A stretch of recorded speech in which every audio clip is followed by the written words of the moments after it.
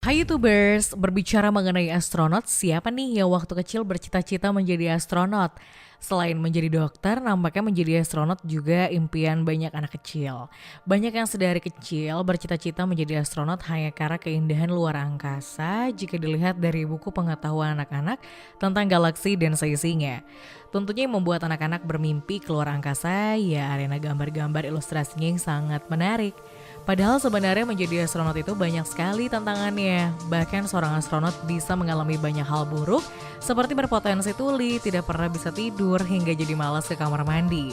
Mau tahu apalagi kemungkinan terburuk jika seseorang menjadi astronot? Simak video kali ini sampai selesai. Yang pertama adalah kemungkinan terkena radiasi secara konstan. Saat masih berada di bumi, atmosfer dan perisai magnet yang ada di bumi bersama-sama melindungi bumi dari sebagian besar pancaran radiasi kosmik. Karena itulah selama di bumi kita masih terlindungi dari serangan radiasi. Radiasi itu begitu kuat hingga bisa membunuh manusia. Namun ketika berada di luar angkasa, para astronot menghabiskan waktunya tanpa dilindungi oleh atmosfer dan magnet yang bisa melindungi mereka dari radiasi kosmik. Dan mereka akan terus-menerus terpapar radiasi selama di luar angkasa.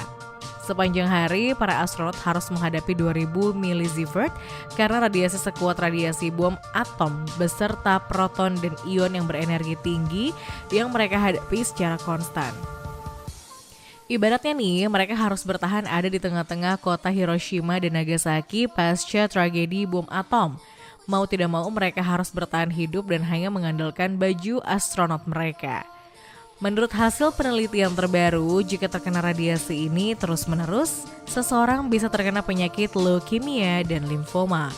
Hingga saat ini NASA masih berusaha untuk meminimalisir serangan radiasi ini, termasuk mengurangi masa inap ISS untuk para astronot yang lebih beresiko jika terpapar terlalu banyak radiasi kosmik. Berikut ya adalah kemungkinan besar yang membuat kulit kamu terkelupas. Saat ditanya hal apa yang paling menjijikan selama ada di luar angkasa, salah satu jawaban astronot adalah momen ketika kulit mereka terkelupas. Karena astronot jarang sekali menapakkan kaki mereka, kulit telapak kaki mereka pun jadi sedikit melunak karena jarang digunakan. Bahkan tidak hanya melunak, tapi kulitnya juga terkelupas. Menurut para astronot, rasanya kaki mereka lahir kembali seperti kulit bayi yang baru saja lahir, lunak dan berkelupas. Karena kaki mereka menjadi sangat rapuh selama di luar angkasa, para astronot harus sangat berhati-hati saat melepaskan kaos kaki mereka. Akan sangat mengerikan jika kulit dan daging terkelupas saat melepaskan kaos kaki, bukan? Berikutnya adalah masa training yang sangat berat sebelum diresmikan menjadi astronot. Indahnya tatanan tata surya dan asiknya astronot yang melayang-layang di dekat matahari dan bulan memang sangat menarik hati anak-anak kecil. Tidak salah jika banyak dari mereka yang bermimpi jadi astronot. Padahal masa training sebagai astronot ini rasanya seperti neraka saking beratnya loh. Ini menurut para astronot sendiri, bahkan sebelum masuk masa training, di masa seleksi saja para calon astronot harus kuat mentalnya. Hanya karena 1% yang dipilih untuk masa training dari total jumlah pelamar. Dan 1% itu hanya untuk pelamar paling awal yang mendaftar dan memiliki gelar sains tingkat lanjutan, serta memiliki pengalaman dinas yang luar biasa. Jadi bisa dibilang hanya ada 1% dari 1%-nya total pelamar calon astronot. Nah, kalau kamu adalah salah satu yang lolos atau 1% dari 1% yang sudah dipilih, kamu akan mendapatkan masa training persiapan yang sangat intens. Salah satunya adalah menghabiskan waktu 24 jam terendam di sebuah kolam raksasa dan mempraktekkan prosedur mekanis yang sudah diajarkan. Tes lainnya adalah harus mampu berenang sambil masih mengenakan pakaian astronot NASA yang beratnya lebih dari 90 kg. Dan dari kedua tes berat itu, kamu masih harus melewati banyak lagi training, termasuk masa training yang sangat terkenal yang dinamakan Vomit Comet. Vomit Comet ini adalah training yang menggunakan sebuah pesawat yang melesat dengan kecepatan khusus yang membuat seolah-olah pesawat ini menjadi tidak memiliki bobot. Pesawat ini akan berputar-putar selama 50 kali dengan kecepatan yang konstan. Dan karena melesat seperti komet dan bisa menyebabkan mual, makanya training yang satu ini disebut Vomit Comet. Dan masih ada banyak lagi training berat lainnya. Selanjutnya adalah resiko rentan terkena stres yang dialami oleh astronot. Sebagai seorang astronot, kamu akan mengalami beberapa kondisi psikologis karena berada di ruangan yang sangat berbeda dengan saat masih di bumi. Kamu juga sangat mungkin mengalami masa sendiri dan sunyi yang cukup lama. Karena itulah astronot sangat rentan dengan stres. Bahkan tingkat stres yang dialami oleh orang-orang selama masa pandemi COVID-19 yang banyak yang orang mengalami stres ini masih belum sebanding dengan kesendirian dan kesunyian yang dialami astronot dalam jangka waktu yang lama. Para astronot ternyata tak hanya mengalami kondisi psikis karena merasa sendirian dan sunyi senyap, namun juga kesulitan untuk tidur dengan nyenyak.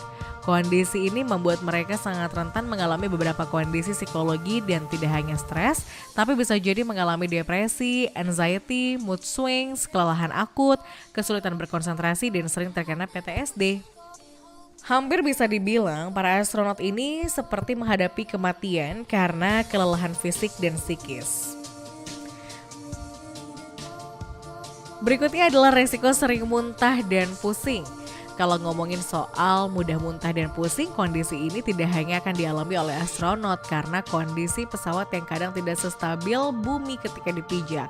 Namun tidak hanya itu, kurangnya gravitasi membuat sistem vestibular manusia yang ada di telinga bagian dalam tidak berfungsi dengan normal, yang berarti membuat keseimbangan para astronot jadi rusak.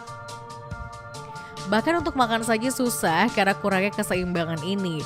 Dan karena sistem vestibular terganggu, manusia juga akan mengalami gangguan pada mata sehingga rasanya seperti mabuk dan semua yang ada di depan seperti berputar. Kondisi inilah yang sering kali membuat para astronot jadi pusing dan sering muntah. Para astronot mau tidak mau harus beradaptasi dengan kondisi ini dan proses adaptasi ini disebut dengan sebutan sindrom adaptasi luar angkasa dan terjadi selama beberapa hari. Terlebih lagi adalah mereka harus kuat dengan bau toilet yang seringkali menyengat hidung dan membuat mereka ingin muntah. Bagaimana tidak kapal astronot mereka yang lumayan sempit harus ada toilet di tengah-tengahnya yang tentu membuat para astronot seringkali kesulitan buang hajat. Sayangnya beberapa problematika ini harus dihadapi oleh astronot selama kurang lebih 2 minggu. Berikutnya adalah resiko yang berpotensi tuli. Selain harus menghadapi banyak rintangan selama berada di kapal, seorang astronot juga terancam tuli. Luar angkasa itu seperti vakum, tidak ada udara yang bergerak sama sekali di sana. Juga tidak ada suara sama sekali. Selama di luar angkasa, astronot tidak mendengar apa-apa sama sekali karena keadaannya benar-benar sunyi senyap. Memang saat berada dalam pesawat dan stasiun luar angkasa, para astronot memang masih bisa mendengar sesuatu. Akan tetapi suara kecil yang mereka dengar di dalam pesawat itu terdengar sangat kencang di telinga mereka. Karena seringnya mengalami hal ini, para astronot banyak yang menjadi tuli. Selanjutnya adalah masalah kamar mandi. Tapi sebelum lanjut menonton, pastikan dulu kalian tidak sedang makan dan minum ya. Karena pembahasan PIN ini berhubungan dengan buang hajat. Selama berada di luar angkasa, buang air adalah aktivitas yang paling tidak mengenakan dan merepotkan karena tidak ada gravitasi sama sekali di sana. Menurut Peggy Whitson, salah satu astronot NASA, pergi ke toilet adalah bagian paling tidak menyenangkan selama di luar angkasa. Memang sih, buang air kecil sedikit lebih mudah dibandingkan buang air besar, tapi jika bisa memilih, ia lebih memilih tidak melakukan keduanya karena begitu merepotkan. Bagaimana tidak repot? Mau buang air kecil saja, astronot harus menggunakan sebuah mesin khusus untuk menyedot urin yang dikeluarkan. Apalagi mesin itu juga yang memproses urin mereka menjadi air minum. Selain merepotkan saat harus mengeluarkan urin, para astronot juga harus meminum urin mereka. Berikutnya adalah kesulitan tidur dengan nyenyak. Setelah seharian bekerja keras karena melakukan pekerjaan perhitungan rumit dan semua yang berhubungan dengan permesinan dan sains, ini adalah yang harus dilakukan pastinya beristirahat. Namun berbeda dengan para astronot, setelah seharian bekerja, para astronot justru tidak pernah bisa tidur dengan nyenyak. Ada beberapa penyebabnya, salah satunya adalah bisingnya kondisi dalam pesawat astronot secara terus-menerus. Belum lagi kilatan kosmik yang terang benderang dan berkali-kali lewat di pesawat mereka. Bahkan para astronot masih bisa melihat kilatan itu meskipun mata mereka tertutup. Selain itu mereka akan melihat matahari yang terbit dan terbenam secara sporadis yang bisa terjadi 16 kali dalam sehari. Dan juga tidak adanya gravitasi sehingga untuk tidur saja mereka harus mengikat diri mereka di dinding agar tidak menabrak satu sama lain dan tidak menabrak dinding kabin mereka. Berikutnya adalah kemungkinan buruk karena badan kita jadi kangen dengan gravitasi bumi. Tidak adanya gravitasi selama di luar angkasa membuat tubuh manusia bisa melayang-layang. Efek yang dialami pun tidak main-main, seperti mabuk perjalanan, masalah tidur yang harus mengikatkan diri, kehilangan kulit, dan tentulah masalah ke toilet. Karena masalah itu banyak astronot yang kangen dengan gravitasi bumi dan ini sangat normal. Tidak hanya itu, tidak adanya gravitasi juga membuat para astronot mengalami masalah pencernaan juga seperti yang tidak bisa kentut dan tidak bisa bersendawa. Hal itu dikarenakan tidak adanya gravitasi bumi yang membuat apa yang ada dalam perut kita tidak bisa turun dan diproses dengan baik oleh pencernaan.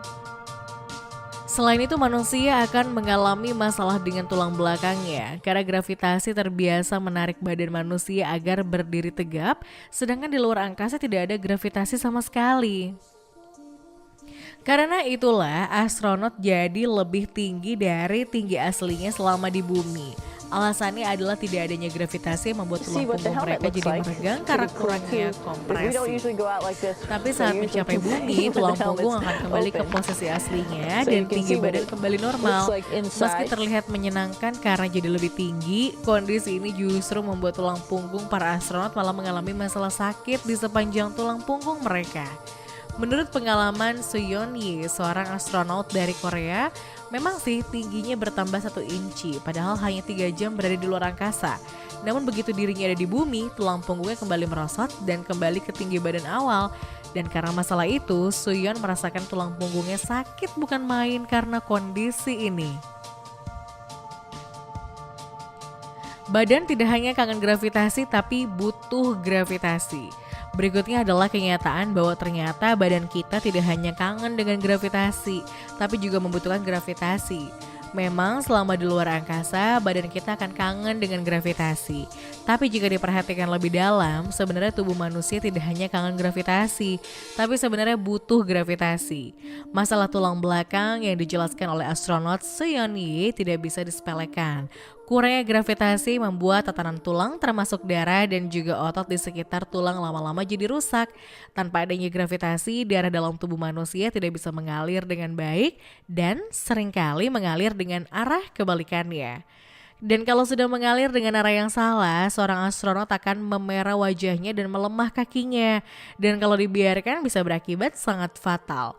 Belum lagi kondisi otot yang jadi parah karena jarang digunakan dan kurangnya sirkulasi. Untuk menanggulangi hal ini, para astronot segera memiliki jadwal olahraga khusus agar otot dan sirkulasi darah mereka kembali normal setelah kembali ke bumi.